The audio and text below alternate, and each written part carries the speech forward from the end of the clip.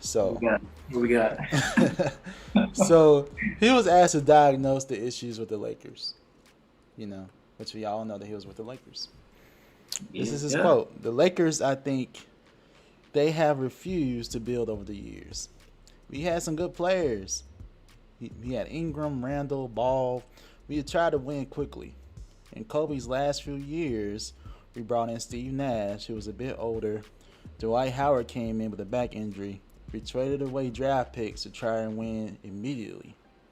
And I think they're going to have to really think about how they need to build. You look at Memphis. You look at the way Boston is playing right now. You look at the way Milwaukee has built a team over time. We need to create players that have cohesiveness. We had it a couple years ago, and we traded it all away to try to win, to match what Brooklyn was doing. And the other teams were doing with their big three players. I think that's going to go away. That's an illusion, having a big three. You see what happened in Brooklyn. You see what happened with the Lakers. Even though everyone experienced injuries, you still should be playing better, and you should definitely be in the playoffs. So the Lakers is embarrassing, and it's unacceptable. That's the end of that. So not only he criticized NBA players, he brought up some good points about the big three. So basically saying the big three is an illusion, right? He referenced Brooklyn and the Lakers as really good examples. So, do you agree? It's a big three, an illusion nowadays. What do you think?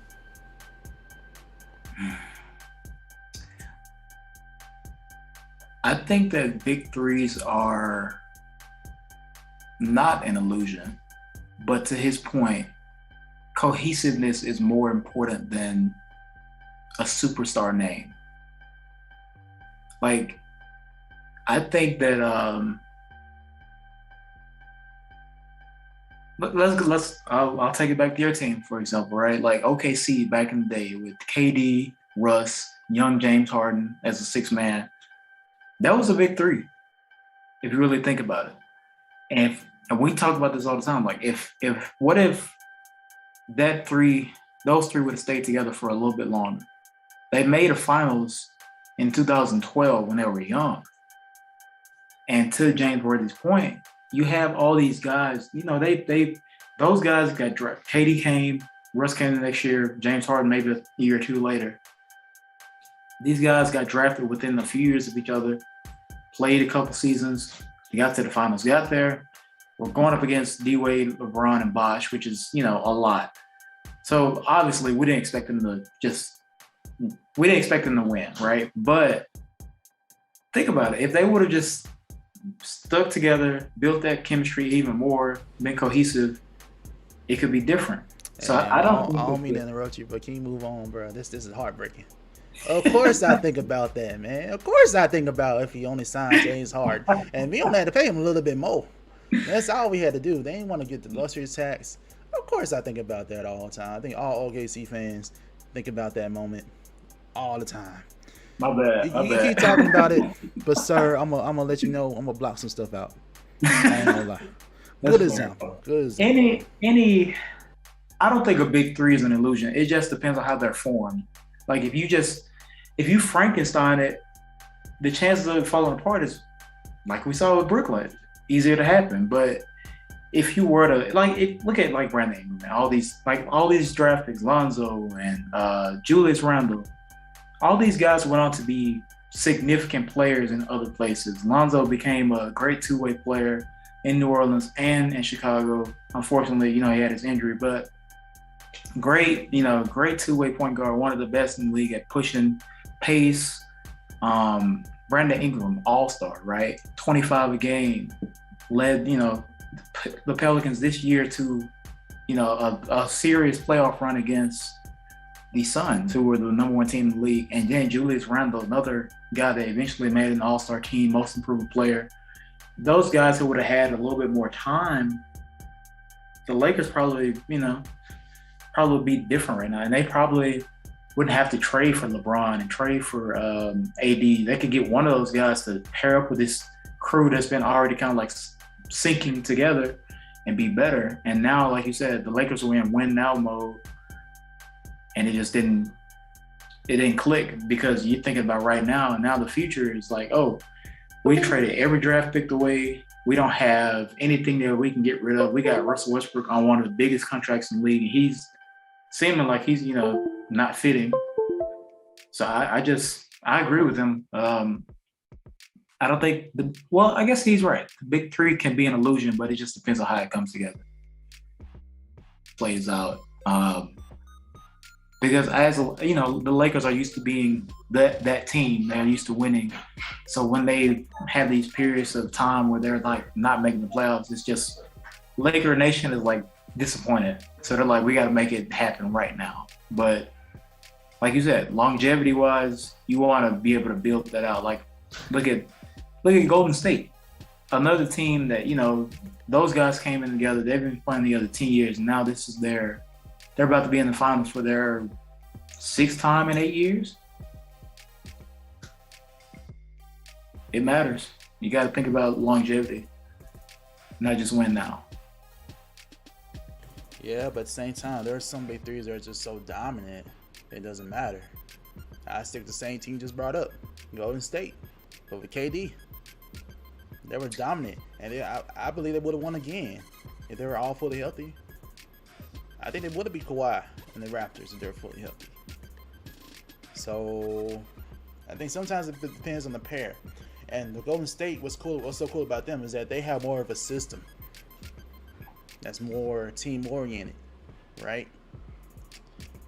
It's not a whole bunch of ISO, right? There's ISO at some points a little bit here and there, but it's not substantially a whole lot like some of these other teams. So I'll say that's like one of the most dominant big threes ever. You also had KG, Paul Pierce, and Ray Allen. Yep. With Boston, they were pretty dominant. Although their run lasted for like about maybe 2-3 years for the most part. And of course, you talked about your big three: LeBron, D Wade, and Chris Bosh. Right? They had a disappointing first season together, but over the last couple of years, it was pretty dominant. So, yeah, it all depends. And this is one big three we need to talk about too: Tim Duncan, Ginobili, and Tony Parker. That's technically a big three. Although that was more. I always saw them as the first big three, like the real first big three, even though they didn't call them a big three. That was a big three. Like Ginobili was a 6th Man of the Year candidate pretty much every year if he didn't start. Tony Parker was one of the top point guards in the league, and you got Tim Duncan, one of the greatest of all time, dominating every season. So, yeah. So it depends on. I think it depends on the system where you have these players in, and it also depends on the talent. Sometimes talent is overwhelmingly too much. But again, what made that work for Golden State is that they had more of a system that effectively utilized all three. So having the players doesn't mean much if you don't have the system. Yeah, to your point, like you said, like sometimes it's just the talent works, right? KD with the Warriors, but still, even with them, it's like for years they had built up that system, and then you just integrated him into it. I feel like that's a little bit more.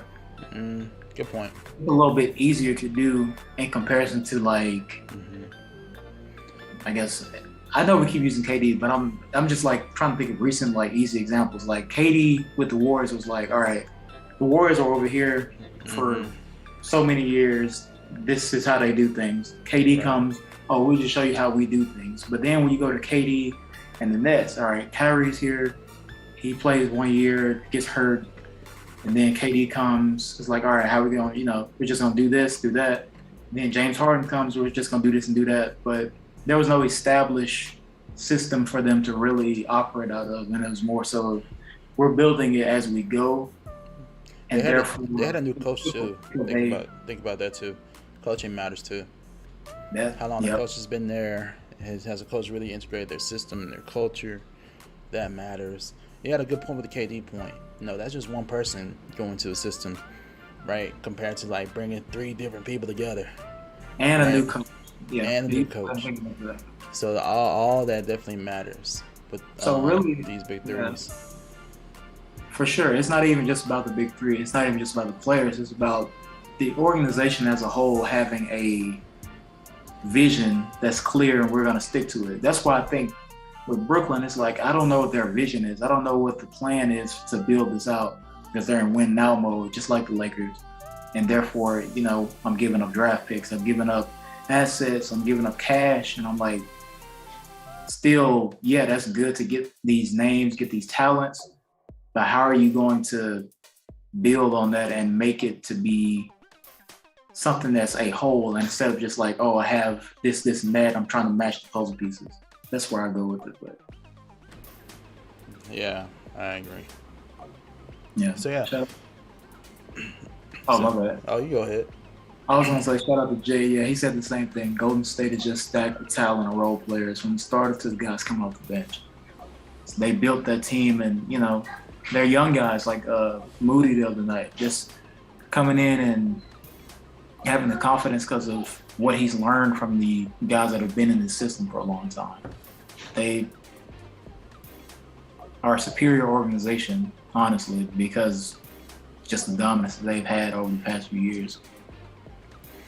Yeah, and a lot of that is due to their cohesiveness and that culture they built, which again was also kind of put in place from Mark Jackson too. It's like a continuation of that too. Steve Kerr just modified it a little bit. So Yeah. it definitely depends on the culture and the system there for big threes to work. So I think we're both on the same point. Big threes are not really an illusion. It just depends on the system and the coach. Yeah.